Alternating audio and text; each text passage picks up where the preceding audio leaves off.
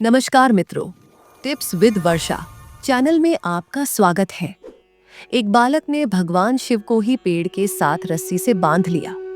आखिर क्यों? दरअसल एक बार एक बालक अपनी बकरी को जंगल में नदी के किनारे चराने के लिए ले जा रहा था।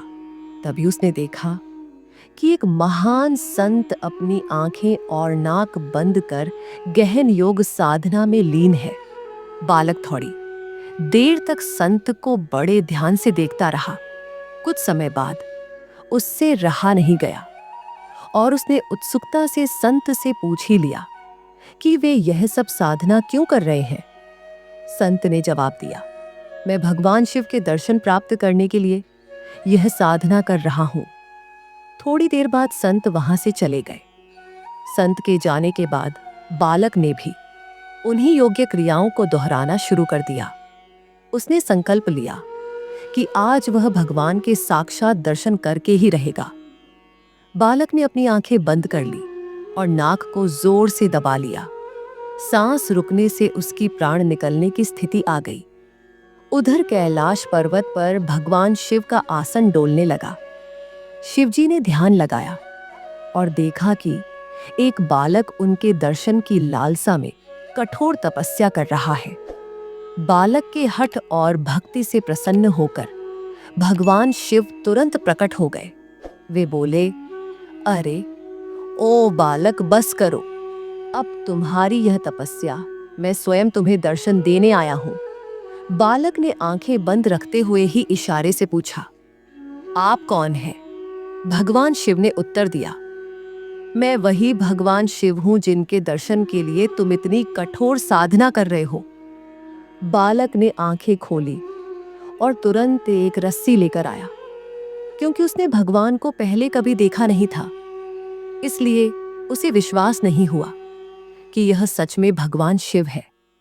पहचान की पुष्टि करने के लिए उसने भगवान शिव को पास के एक पेड़ से रस्सी से बांध दिया और संत को बुलाने के लिए दौड़ पड़ा। वह संत दौड़ते हुए वहां आए, लेकिन उन्हें वहां कोई दिखाई नहीं दिया। उन्होंने बालक से कहा, मुझे तो भगवान कहीं नहीं दिख रहे। तब बालक ने भगवान शिव से पूछा, प्रभु, यदि आप सच में भगवान शिव हैं, तो संत को दिखाई क्यों नहीं दे रहे? भगवान शिव मुस्कुराए और बोले, जो भक्त बिना किसी छल कपट के निष्कलंक और सच्चे मन से मुझे याद करता है, मैं उसे अवश्य दर्शन देता हूं। तुमने बाल हठ और निश्चल श्रद्धा से मेरी आराधना की, अपने प्राणों की भी परवाह नहीं की, इसलिए मुझे कैलाश से मृत्यु लोक में आकर तुम्हें दर्शन देने पड़े। लेकिन यह संत अभी भी पूर्ण शुद्ध भाव से नहीं साधना कर रहे हैं। वे रोज क्रिया तो करते हैं, लेकिन उनके मन में अभी भी भटकाव और स्वार्थ है, इसलिए मैं उन्हें दिखाई नहीं दे रहा, पर तुम्हें प्रकट रूप में दर्शन दे रहा हूं। बालक भगवान शिव के इस उत्तर को सुनकर भाव विभोर हो गया। उसने भगवान शिव से माफी मांगी कि उसने उन्हें पेड़ से बांध दिया। भगवान शिव ने उसे स्नेहपूर्वक क्षमा कर दिया और कहा, तुमने जो किया वह तुम्हारी निष्कपट श्रद्धा और सत्य के प्रति समर्पण का प्रतीक है। फिर बालक ने भगवान शिव से पूछा, प्रभु, मैं हमेशा आपकी कृपा और आशीर्वाद कैसे प्राप्त कर सकता हूं?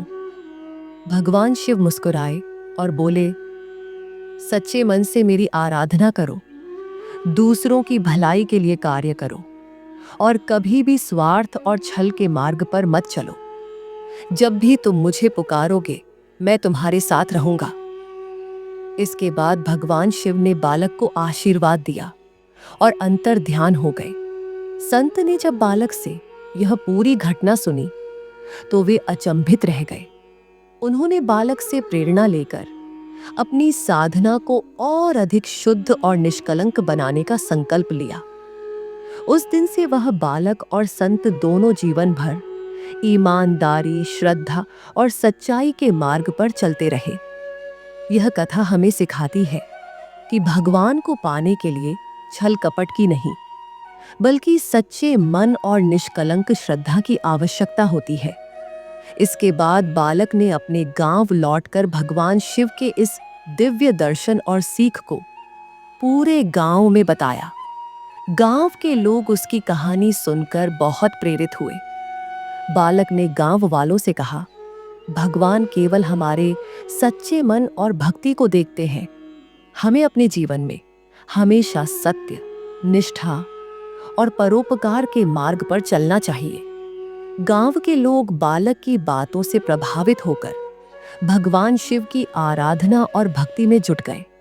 गांव का वातावरण अब पहले से बहुत बदल गया था।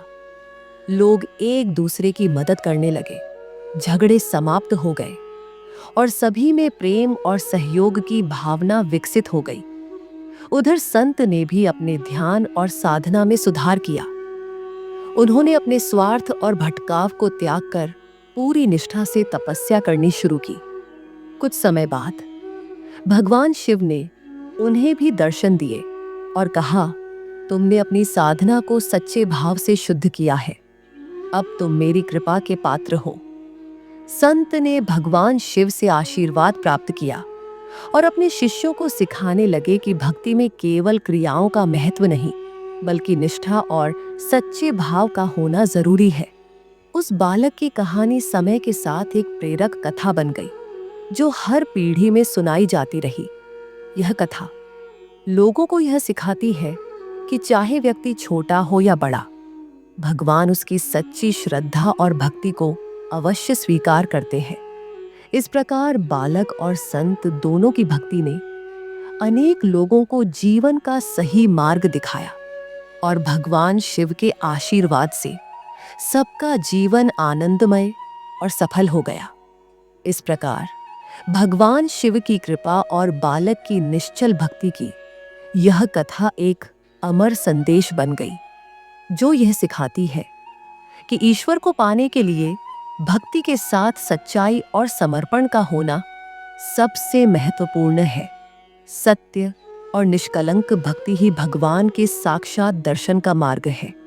मित्रों, आशा करती हूँ कि यह जानकारी आपके लिए उपयोगी होगी। मित्रों, यदि आपको आज का यह वीडियो पसंद आया हो तो कृपया वीडियो को लाइक करें, शेयर करें। अगर आपने हमारे इस चैनल को अभी तक सब्सक्राइब नहीं किया है तो अब भी सब्सक्राइब करें और पास में दिए गए बेल आइकन को भी दबा दें। आज के वीडियो में बस इतना ही। फिर मिलेंगे अगले वीडियो में। आपका दिन मंगलमय हो।